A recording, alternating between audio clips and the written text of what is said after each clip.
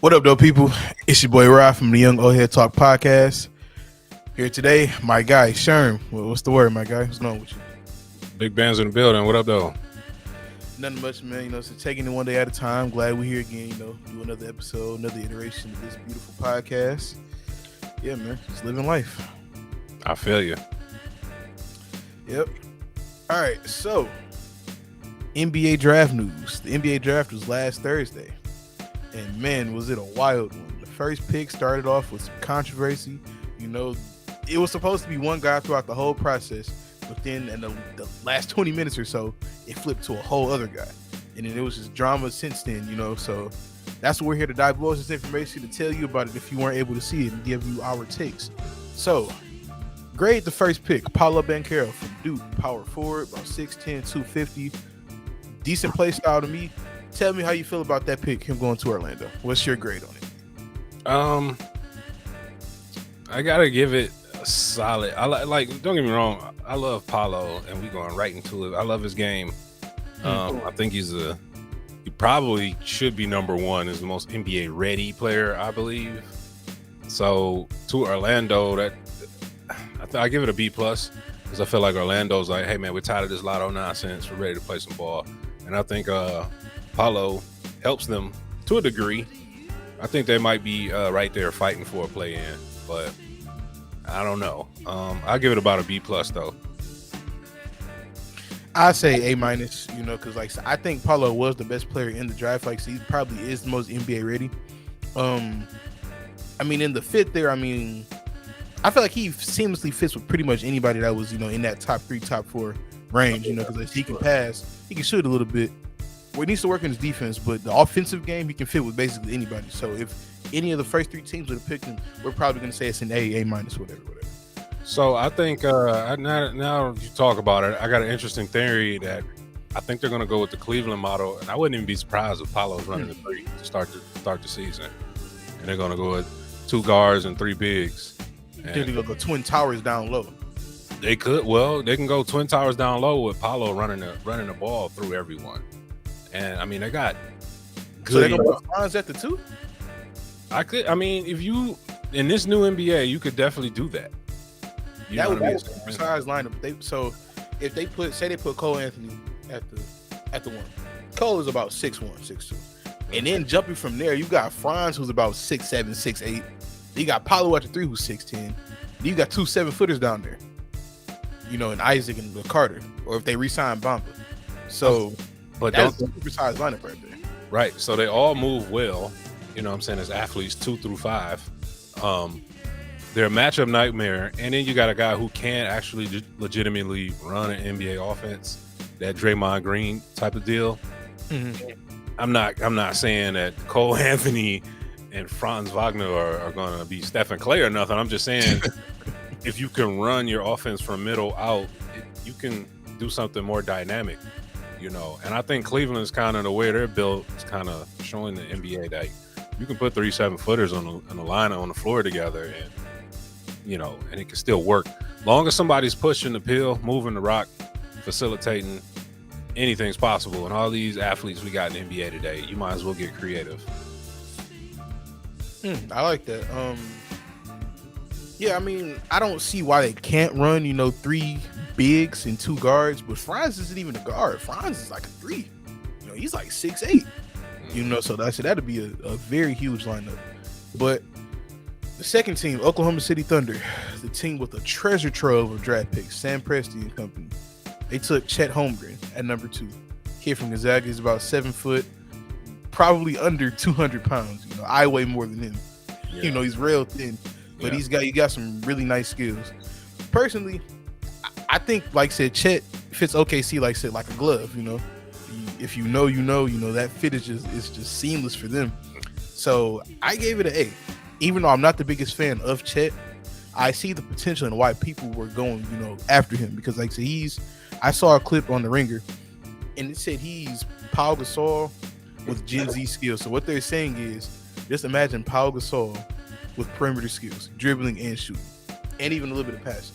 And another comp I've liked too is Rudy Gobert, also with perimeter skills, because Rudy Gobert is a lockdown defender. Can't do anything on offense, but you got to give him his respect on defense.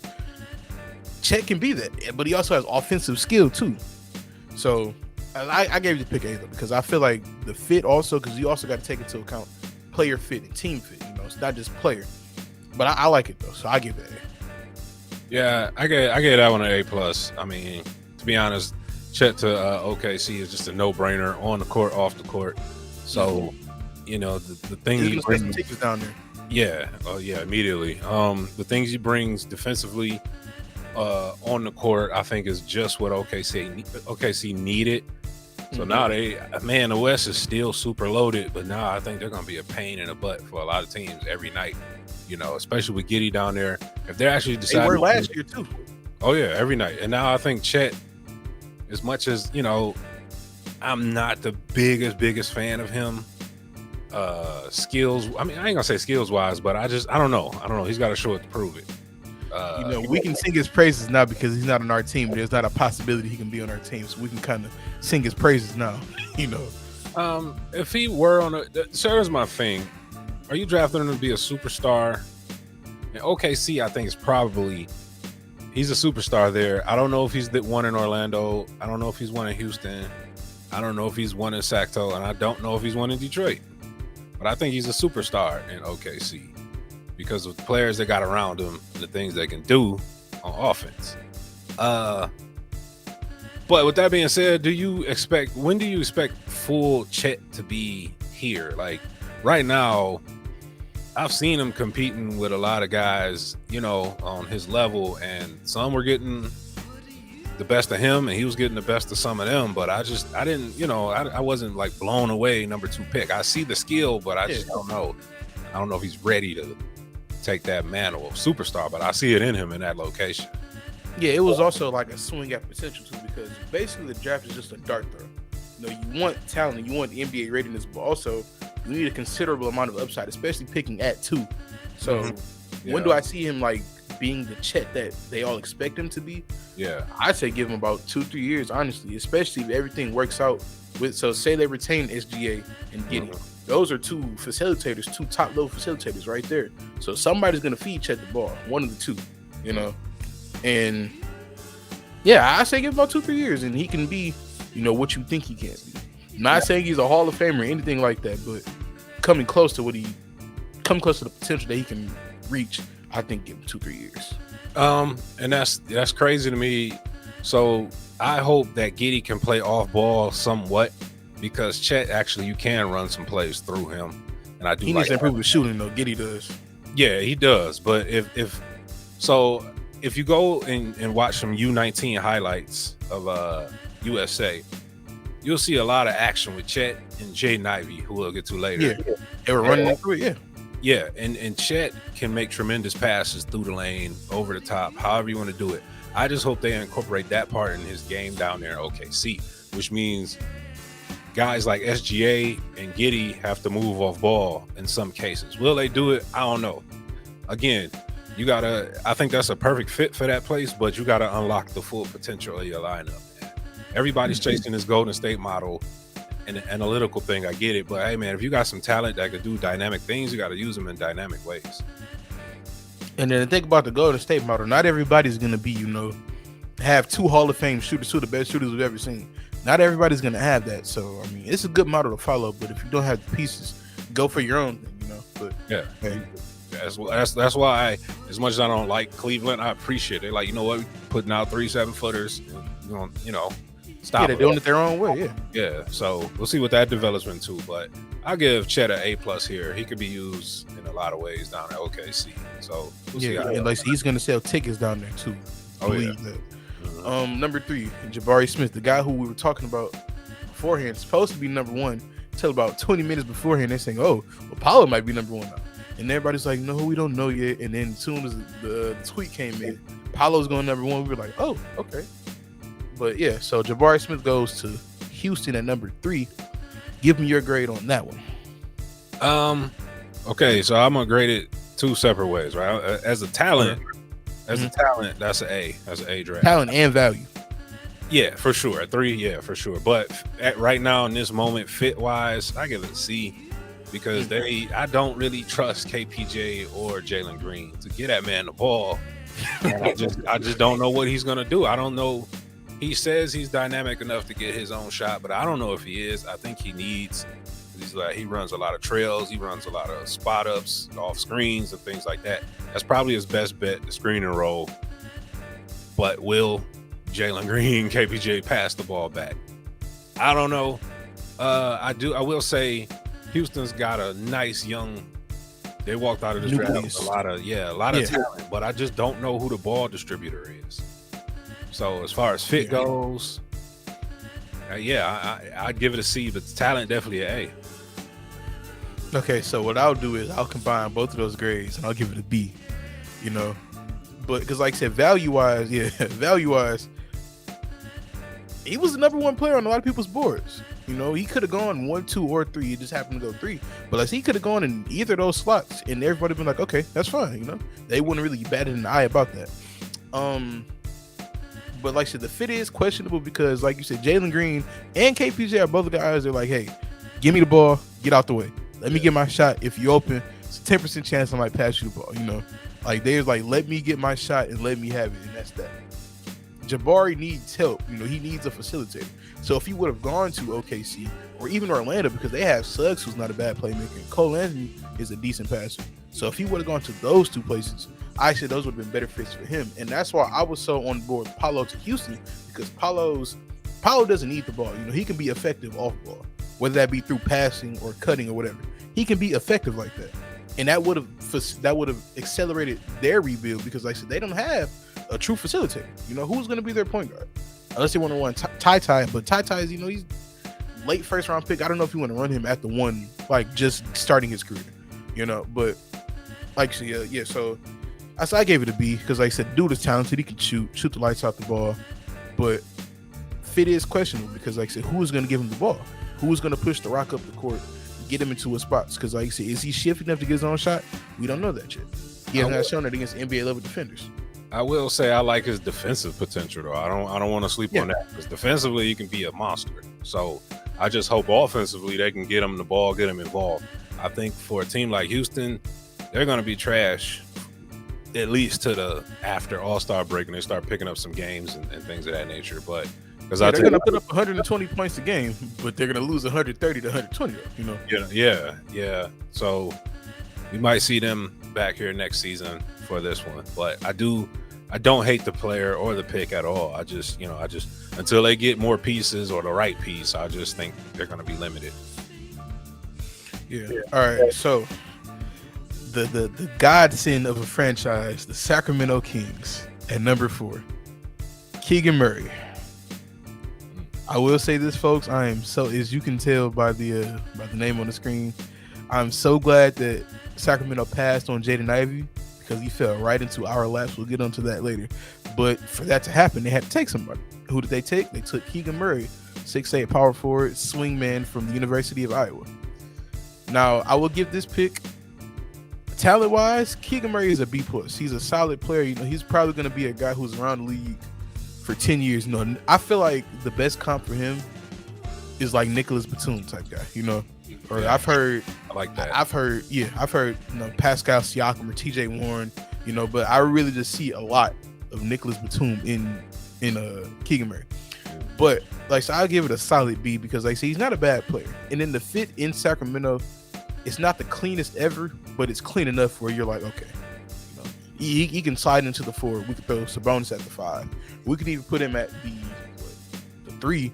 We can run Rashawn Holmes at the 4 and then put Sabonis at the 5, or vice versa. So, but I feel like they're glad they didn't. But if you're there and there's an undisputed top 4, you got to take the 4th best player, no matter what the position is. And that player was Jaden Ivey. Like, that was such a Kings move. Like, it worked out for us. Well, we're hoping it works out for us. But that was such a Kings move. I mean, we didn't expect anything different, you know. It just felt so natural for them to do that. Yeah. So, how do you feel about it? Everything about it was something the Kings only would do. But yeah, only the Kings. Only the Kings. The killer part is I understand it. Being a Lions fan, right? Like, there was a time they drafted like 3 straight wide receivers with top 10 picks. Yeah. But who was it? Mike Williams, But Roy Williams, the other one, yeah, a bunch of those guys. Yeah. But the time they should have drafted a wide receiver was the 4th year. You know what I'm saying? Yeah. It's like, oh no, you can't do it. You can't do it again. So in that sense, the Kings can't draft another guard, right? Like they've been shooting and missing on guards for 4 out of 5 years. But the thing is, the one that they probably hit on, they traded him away. And then I feel like you kind of hit on Fox too. I'm in the De'Aaron Fox fan club. I am. I feel like I like Swiper. Yeah, but like I said, the one that you really like, okay, this guy is gonna be really nice. Probably the best one that you hit on. You traded him away Instantly. So while I agree with you, and that's my thing, right? The player pick, I'll give it a B. I mean, Keegan Murray's not trash, but I just think Jaden Ivey's ceiling is Hall of Famer. You know what I'm saying? Yeah, like record-breaking stuff. Keegan Murray is Nicholas Batum. Yeah, and that's his ceiling. Yeah. So I don't know. It could go either way. Every draft pick's different, but I just don't see Keegan Murray having that superstar Hall of Famer Sprite commercial potential type of guy that Jaden Ivey is. Just some kind of big national deal. Yeah. Selling Ford trucks. I don't know. You know what I'm saying? I just don't see Keegan Murray doing that down in Sacramento. But for the pick, I'll give it an A+ for the fit. I do like him on that team. I do like that. I like him with those young guards. What Swiper and De'Aaron, what's his name? Oh, Davion Mitchell. Davion, yeah. Davion and De'Aaron. So, and along with Sabonis, and I think the fit is fine. I think they're going to play a lot faster than people expect. Probably win a couple more games than more people expect, but not do. The West is just way too tough, and they'll be back here next year. So shout out to Vivek for doing your thing again, and we'll see what happens. Yeah, we'll see what happens. That's all we can do. But the moment you all been waiting for, number 5, the Detroit Pistons selected Jaden Ivey, a 2-guard, 6'4", 200 pounds, out of Purdue University. Sherm, we've been talking about this for months on end. Yeah. On camera, off camera. Me and Sherm were 2 of the biggest proponents of the Jaden Ivey fan club. And producer Fresh, shout out to the tech man, him too. Yeah. We were all on the Jaden Ivey boat, tugging the horn just loud as you can. And it's finally here. So, lay it on. A+ pick, A+ fit. Ain't gotta say too much. And I've been kind of like indulging in. Shout out to YouTube, man. There's a lot of good content on there, and there's a lot of good guys breaking a lot of stuff down. And a lot of comps you're getting is Young Russ. So you can go back and compare Young Russ to him in college. I've heard Young Russ. I've heard De'Aaron Fox. I've heard, this is probably the most lofty one, but I've heard John Morant, but. Now, see, those 2 Kentucky guys are really nice, so I like those comps, but I don't know. Here's my thing. I think Jaden Ivey, for one, plays underrated defense. The system they ran in Purdue tells me he knows just how to play off ball. And you combine that with a guy like with Cade's skill set, vision, and all that. Yeah, Purdue didn't have a Cade. Purdue had a couple of solid players. They didn't have Cade. The kid's got a first step that reminds me of rookie second-year Dwayne Wade. And he will go into the rack and bang on you. So that's why I said he has superstar potential. You might see him on ESPN a bunch of times. He gets out. He knows how to play the game. He was coached in college. A+ pick, A+ fit. So the rest is just to do it. So the Pistons the Kings just left them, man. Just left it a bag sitting on the porch. You gotta, it would have been surprising for the Pistons to not go Ivy here. So the basketball guys worked out perfectly. Like I said, shout out to Vivek. Yeah, shout out to Vivek and the whole Kings front office, organization, fans. This is because of you. This is because of you. But yeah, like you said, A+ pick, A+ fit, A+ mindset. He's talking about coming in, winning championships. Of course, that's what you're gonna say, but it just feels different. Like he's got roots here. Pops is from here. His granddad played for the Lions. His mom used to play for the Shot. He's got Detroit roots, so he understands the mindset of what it feels like to be here, be from here. Yeah. So he he just has that oomph to him on the court. It just seems so, I don't know, man. It's just, so we're really excited to see what he's able to bring to this organization, to this team specifically. And like I said, on top of all that, he's probably the best fit next to Cade Cunningham in the draft. Not probably, he is. Like, everything he does is conducive to what Cade needs and what this team needs. You know. Oh yeah. And that's and if you. I'm sorry, big man. Go ahead. No, I'm so excited, man. Man, like I said, we're just so excited. Like I said, that he's able, because like I said, we've been talking about this for months, folks. I'm talking about, if you knew how much we talked about this. Look at the name on the screen, the Jaden Ivey enthusiast. He's been like my top Piston pick for months, you know. But so we're just so glad that he's here. You know, that the Kings messed up. Probably, I'm not gonna say they did, but they probably messed up. And this happened to benefit us this time, because we've been on the end where we've messed up and other teams have benefited. Look at the Utah Jazz. We took Luke Kennard. Who did they get? Donovan Mitchell. Look at what we took KCP. Who did they get? Devin Booker. You know. So throwing daggers, man. Let me say one thing about, and those just two off the top of the head. There are more, folks. If you know, there are more.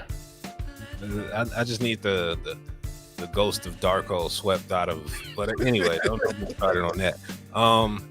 So when it comes to Jaden Ivey, I think, just like I said with Chet, I think this is the perfect spot for a kid like him to grow and reach his maximum potential with the team, and hopefully the leadership with Dwayne Casey. So I'm really excited for him.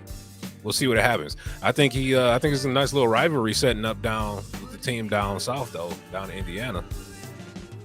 Yeah, it could be, because they got with the next guy. We're gonna talk about him in 1 second, but yeah, I just want to say this: shout out to Troy Weaver, a guy who's calling all the shots, putting all this stuff together. You know, we were panicking after we saw the return of the Jeremy Grant trade, and then that was able to facilitate. Basically, we got a lottery pick for Jeremy Grant, if you really look at it like that. So Troy Weaver, he has a plan. What do we say here? In Troy we trust.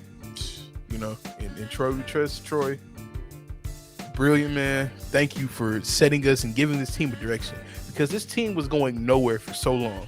We were bad enough to not be in the playoffs, but we were good enough to not have a top flight pick. You know, it seemed like we were always in that 6 to 8 to 9, 10 range. You know, purgatory. Yeah, purgatory, basically. Yeah. You know, so yeah, shout out to Troy, man, for giving this team a direction. Same thing with what Brad Holmes is doing with the team Ford Field. You know, this is basically the same thing. But yeah, so we're gonna move on to the next team, the Indiana Pacers, the team from down south. Took Benedict Mathurin, a wing / 2-3 guard from the University of Arizona. I gave this pick a B. I'm teetering between a B plus and a B. Actually, you know what? I'm going to give it a B plus, because I like Mathurin as a player. I really, really wanted to give it an A, but like, it's just in that scenario, Shaedon Sharpe is there. I feel like you take Shaedon Sharpe, you gamble on the upside, because you have a guy in Halliburton, who I'm also a Tyrese Halliburton fan, but if you didn't know, you got a guy in Halliburton who can give you 10 assists a game, who can feed Shaedon Sharpe the ball, whether it be through lobs or just get him in his spots. A guy who can run an offense and facilitate an offense and help everybody else on the floor get better while also improving himself. You have that in Halliburton. But I feel like it was kind of nitpicky to me, but I would have taken Sharpe there. So yeah, so I give it a B plus. Wow, man, you're tough. I'm gonna hit you with some. I love Mathurin though. Like I say, if Jaden Ivey was not there at 5 and the Pistons took Mathurin, I would have said the same thing, but I would have been like, it's cool, you know? No, I would have been disappointed if that happens. But for Indiana, I think the old adage is true, because Shaedon Sharpe is the unknown. So you got to go with Benedict Mathurin, who's the known commodity. So a bird in the hand is worth 2 in the bush, as they say, right? Like, I know I got one that can play. I don't know what this other dude can do. Potentially, sure, but this other guy. You got to gamble on the upside there, man. You got to gamble. So that's my thing. Mathurin is 19. We're not talking about like a 24-year-old or nothing. True. I mean, he could play next to Hallie. The way Tyrese Halliburton, you know, the way he plays, just like that fit for Cade, I think Tyrese has got it. Yeah. Just give him a slasher and a guy that can bang too. Mathurin comes off ball. He pulls up from three. He's an improved shooter too. He's a very improved shooter. I like his game. 36%, yeah. I like his attitude. He's a Canadian kid, so I don't think you'll have too many problems out of him. You know what I'm saying? Off the court, or doing nothing crazy. You know what I mean? For the fit right there, I think Halliburton himself can be successful in Indiana, and hopefully they can get over the ledge in that franchise and finally get a championship. But again, as I was just saying, I think those two versus Caden Ivey are going to be a matchup that I'm looking forward to for a long time. At least 4 times a year. Yeah, at least for the next 6 years or so. So I think they're going to be a duo to be reckoned with. Myself, I feel like it was a grade A pick for them. I like it personally. Yeah, like I said, my critique of that pick was nitpicky because I love the fit there and I love the player. It's just I feel like it's a better player there that you could have taken, which leads me to the next topic, number 7, Portland Trailblazers. Who did they take? They took the guy we were just talking about, Shaedon Sharpe from Kentucky. Now, Sharpe did not play in college at all. He was on the bench for about, I want to say half the year, a little over half the year, but he never played. So what did he do? He decided to get ready for the draft, get ready for the process, everything, practice, all that stuff. And I mean, the dude is supremely talented, and he probably has the highest upside in this whole class. Personally, I think that, but it's up to you. What do you say about Shaedon Sharpe at number 7? Number 7 to Portland. I do recall to Portland. Yep. Yeah, I do recall picking this one in our last draft preview show, just for the draft. You did. So pat myself on the back for that. Listen, if Dame wasn't there, no, you know what? I'm gonna draft it. I'm gonna grade it as if Dame isn't there. It's an A+ pick, A+ player for that position. Like I said, they needed an upgraded, a better, taller version of McCollum. The only problem with Shaedon is you didn't see it. I guess it's good to be doing your thing in practice every day, but he went 7 for a reason. I got to put the known commodity. I got to know what you do when the lights are on. That's very valuable information. We don't know it. So I can't say he might possibly be the best. I mean, his intangibles and on paper, sure, but I just don't know it. I just don't see it. I mean, his high school highlights are phenomenal, but all these guys' high school highlights are phenomenal. So I can't even pull up any any FIBA competition or anything like that. On paper, sure, the fit is there. He's athletic as hell. He can jump out the gym. He can shoot. I just think it was the perfect spot for him. Portland would have been foolish because, again, he's a guy that does have superstar Hall of Fame level talent potential. Can he reach it out in Portland?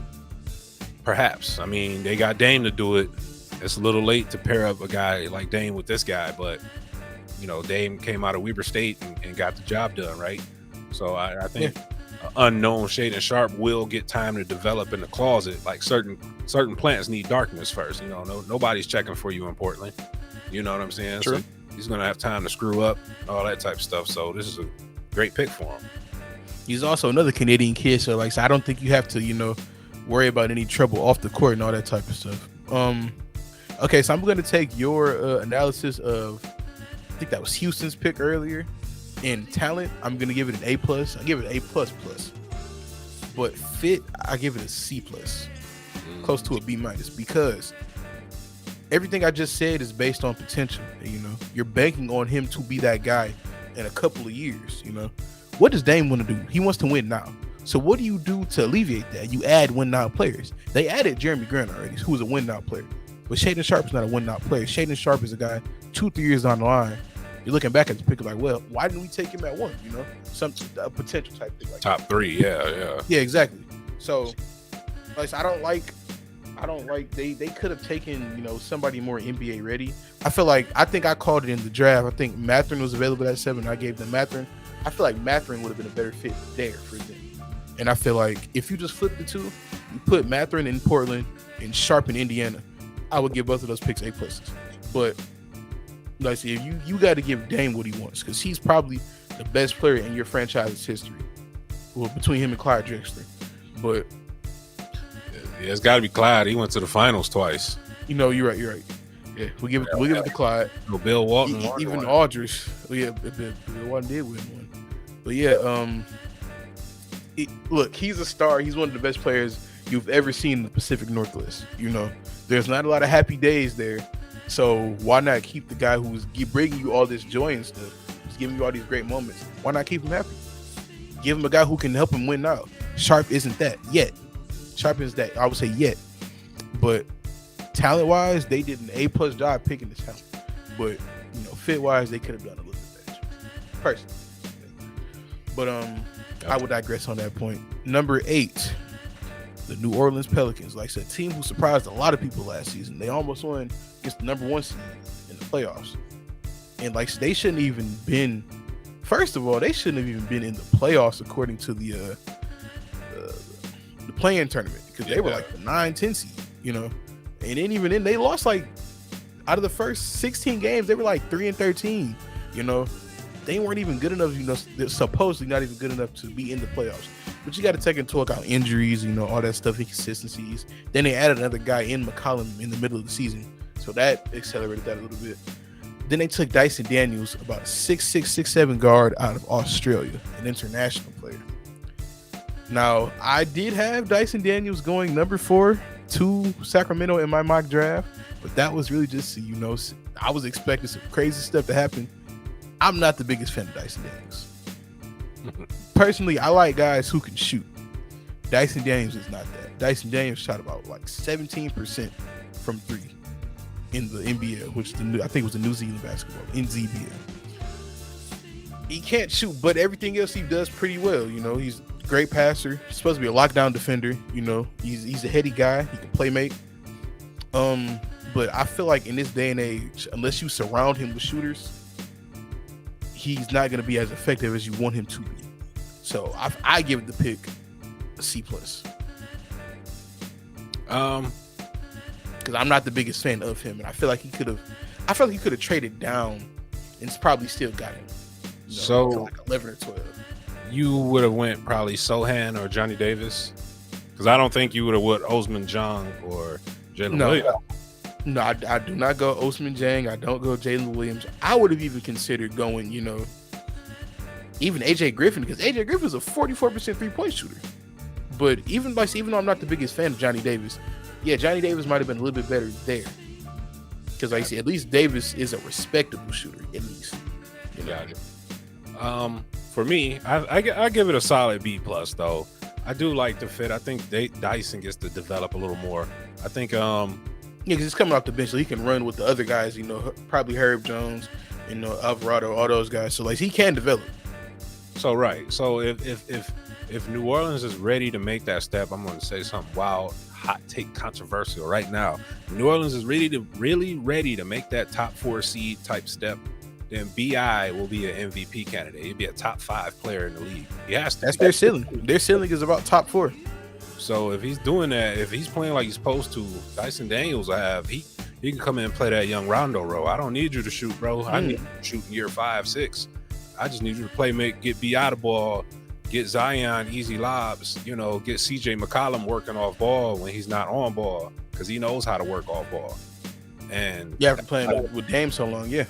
Yeah, so if we're doing that dynamic coaching type stuff and just playing with your talent that a guy like Willie Green should be doing, and I feel like he will be doing down there, then BI is going to have a hell of a season, and Dyson Daniels is going to fit right in with that tremendous bench they got. So I think New Orleans, that's a hell of a pick for them. But I got to at least give it a B+, maybe even an A as a long-term draft pick, because I think Dyson Daniels is going to be one of those guys, and you're going to go, man, 8 was a steal for him. I think he's going to. I think in hindsight, Big Bands, you're probably going to be right where you probably should have went for. You know, but we'll see how that works out. Yeah, if he can improve to be a shooter, how you need in the modern NBA, then I like the pick. But I don't know. I feel like you need shooting. I feel like you need more shooting to go around in New Orleans, especially for that team, because not everybody on that team, really, besides BI, is a shooter. I mean, yeah, you get a little bit from Valanciunas, you get more from McCollum too, but you know, yeah. Number 9, a guy who we did not I feel like we didn't talk about him enough in the mock draft. Jeremy Sohan went 9 to the Sacramento Spurs, the San Antonio Spurs. A system guy who can come in, do Pop's dirty work. I get to pick a B plus, because like I said, they added 2 other guys later in the draft who also can come in, and do their thing. They even added an upside guy in Blake Wesley, so you get 2 win now guys in Branham and Sohan. Then you got the potential pick in Wesley. So, but yeah, Sohan he kind of puts you in the mold of a Draymond. I hate using that comp because Draymond's kind of an anomaly, but he gives you basically the same thing. 30% 3-point shooting. It gives you great defense, playmaking, can finish out the rim a little bit. Plus, he can play great defense, But I like the fit there too, because so they needed young wings, and they're talking about trading DeJounte Murray. I don't know about that yet. They might want to reconsider that, because I am with the DeJounte Murray fan club also. That too, but I don't know, man. I feel like it's a great fit. And like, so we're gonna look back like 5 years down the line. We're gonna be like, that was a solid pick, Yeah, I honestly didn't expect them to go with a big man like Sohan right there. I thought they were gonna go more guard play, but they did, and I think the pick is a solid B for them. Sohan's like a super utility guy. Yeah, Swiss Army knife type of guy. Yeah, that's a high level Swiss Army knife. So when Pop gets done molding him in about a year and a half, or hell 2 years, man, the kid's gonna be looked at like a tremendous fit. He's a San Antonio Spur for sure. Exactly. They need system guys, guys who can come in, fit Pop's system. And I feel like Sohan is a guy who can do that because he does all the intangibles well. If he improves his jump shot, you're looking at a lot of potential. Exactly. You're looking at a lot of potential right there, folks. So yeah, this is one of those guys, it's like you watch the NFL draft and a certain type of guy comes up and you go, that guy's probably a Steeler. Then the Steelers jump up and draft him. You're like, oh, okay, that makes perfect sense. Same thing with the Patriots, yeah, exactly. So Sohan is, and hell, their whole draft assets they picked up were all Spur guys to me. So they even got Kennedy Chandler in the second round too. I didn't realize that until today. Mm-hmm. So they added 4 guys who could long-term be pieces from this one specific draft. Yeah, they know what they're doing down in San Antonio. They know how to build it slowly and quickly. So the 2 coaches in the NBA Finals came from Pop's system. Steve Kerr and Ime Udoka both are former San Antonio assistants. So they know how to, they know how to churn out player talent and coaches. That's dope. But yeah, perfect pick for that organization, that fit, that franchise, that player. So I give it a B plus. Yep. Okay, last one.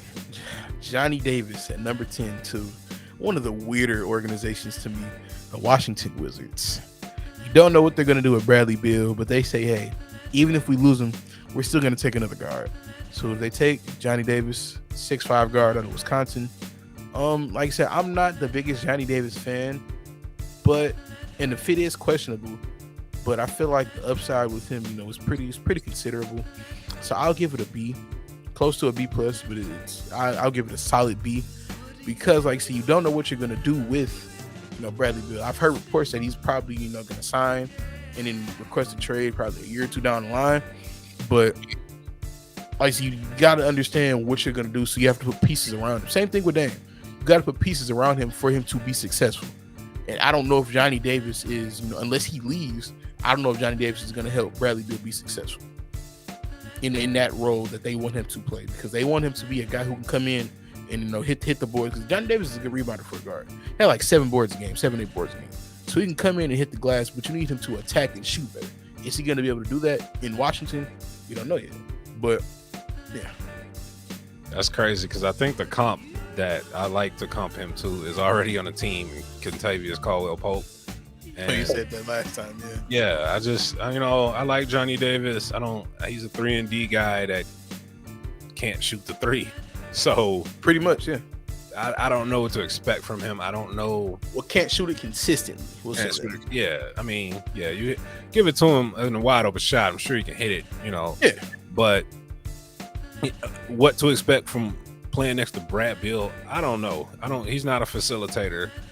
You still got the unicorn out there and Brad Beal. That's an oddly built team with Kyle Kuzma in the middle. And Rui Hachimura down there too. Yeah, I just what are we? I told you, man, they're such a weird organization to me. I don't know.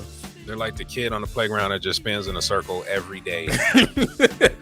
What is he doing? Yeah, can somebody get Gerald? Oh, he's leave him alone. Yeah, so I'm with you on that one. It's a weird player. I mean, no, it's not a weird player. It's a good player, just a weird. Yeah, good player.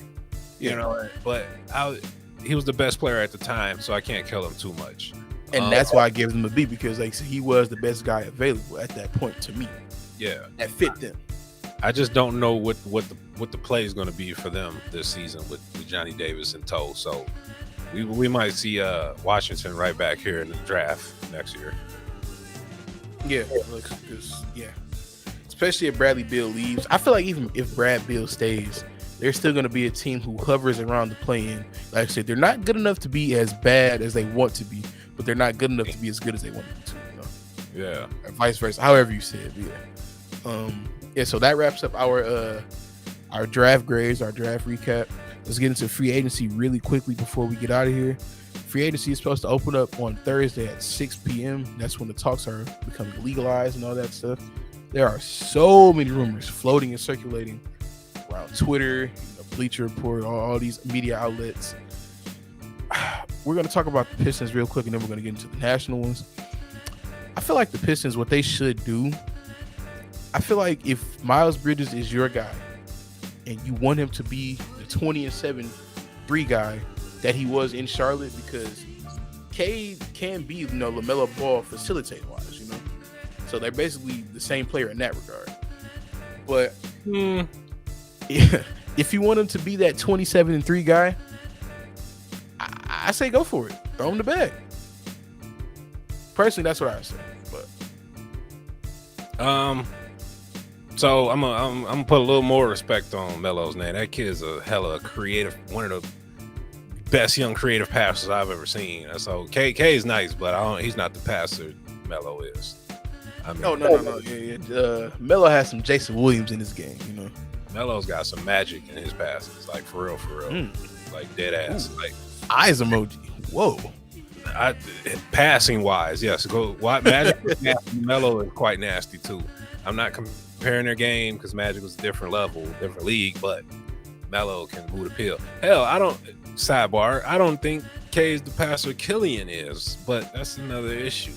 K is a hell of a passer though. He's just not that flashy dude, So he does it so consistently, so well, as he doesn't have all the flash and pizzazz, Yeah, man, he's just like a player that just makes the perfect play, damn near. You know what I'm saying?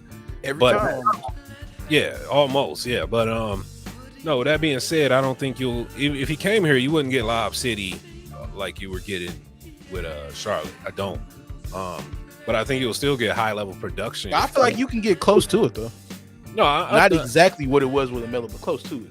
Listen, I forget the announcer's name. The plays won't be that spicy up here. That's all. Eric Collins, yeah. George Blaha isn't Eric Collins. We're not getting that. But yeah, like he just doesn't make it, as exciting. George Blaha, don't get me wrong. George Blaha is a Detroit, or he's a Michigan legend, But him and Greg aren't just going to give you that excitement that Eric Collins and Dale Curry give, But, nah, if he comes to Detroit, get ready for windmill jams on everything. So. Shout out to George, right? It could be the most simple tomahawk. It's a windmill jam. Yeah, he'd be a tremendous fit for Detroit as well. But I don't know. I know he wants max money, and from what I understand, the Pacers are the ones that actually are going to throw the bag at him. So reports that the Pacers are the biggest threat to snatch him from the Hornets. And to be fair, I mean, if you keep Miles Turner, you can afford to do that now. And I like the guard play they got. So instantly, the Pacers become more interesting immediately. Again, they got now they're a playing team now. And if you really think about it, Detroit, Cleveland, Indiana, and Milwaukee, even though divisions don't matter in the NBA, that's a pretty tough division. Chicago right? too. Oh yeah, Chicago, yeah. That's a pretty tough division. Dog, that might be the deepest division in in the league. If that matters, because in the division stuff doesn't matter at all in the NBA. Yeah. But pound for pound, night every night, those games are going to be highly competitive. You got a lot of League Pass is going to love the Central Division. Like I keep seeing guys talk about, Pistons are going to be my favorite League Pass team next season. So if they manage to get Miles Bridges, we'll see, man. I don't know. RTBNB, he might not even be in Detroit right now, though. He too hot, man. He way too hot. And if you know about Detroit rappers in Detroit, he is too hot for that shit. Yeah. So we'll see. We love our Detroit rappers, though. But yes, he's one of the hottest in the game. You know what I'm saying? Like he just can't. The NBA is his side hustle right now, honestly. Yeah, he gonna escape out the league off this one, boy. Yeah. He didn't make it out the hood through basketball. He made it out the hood through rap. Like, let's not forget that, folks. But yeah, that's what he did. Yeah, that's really what he did. All I know, and Mike ain't paying his ass, by the way. You a rapper? Nah, I ain't paying you. So yeah. Michael, he's got to kind of close walleted a little bit, except when it comes to Gordon Hayward. He loves doling out money to Gordon Hayward for whatever reason. So let's get to some ones that we don't like. I personally don't like. I don't like the rumors of Dennis Schroeder. Pistons having interest in Dennis Schroeder. I don't like that at all. Not a Dennis Schroeder fanatic at all. But I will say this. If he does not cost that much money and that gets rid of Corey Joseph, I feel like you got to do it because Corey Joseph has to go. Corey Joseph has to be somewhere else on any other 29 rosters in the NBA. Corey Joseph has to be on one of those at the beginning of the season. Please. Corey Joseph just cashed in. It's over. You're going to get a lot more Corey Joseph. No, you can trade Corey Joseph on that $4 million option, or however much it was. You can trade Corey Joseph for a couple second-round picks. Corey Joseph is big bro on the team. You gotta he's mentor to these young boys. That's his job now. He's babysitter. So you find you another $4 million babysitter. That's fine because you don't want to like how much as at least with the guards. How much do you want to give them playing time? Because you still got save and leave and sitting on the roster. Like what are we doing? So, trade save and leave if you want to too. Yeah, you probably got to trade save and leave, but I'm just saying, I don't think Schroeder's a threat for that. So I think I'd go another way with the Pistons. I mean, Malik Monk, I do like. Just give me some more off-ball shooting depth. Give me one other guy. Just give me more efficiency from Malik Monk. Like tech producer Fresh, he's not feeling the Malik Monk interest. I like it though, because like he can give you 12 points off the bench while being able to space the floor. He'll give you a couple 25-point games off the bench, Mm-hmm. So yeah, and for those I'm all for Malik Monk. And those nights for somebody's in foul trouble, mm-hmm. He'll be a good asset. I think you got to keep Bagley as well, and $7 to $10 million for 3 years. I feel like that's doable. And I would like one other vet, probably another big man vet, but I don't know who though. I wish Mitchell Robinson was cheaper than what he is, because I would say go for Mitchell Robinson.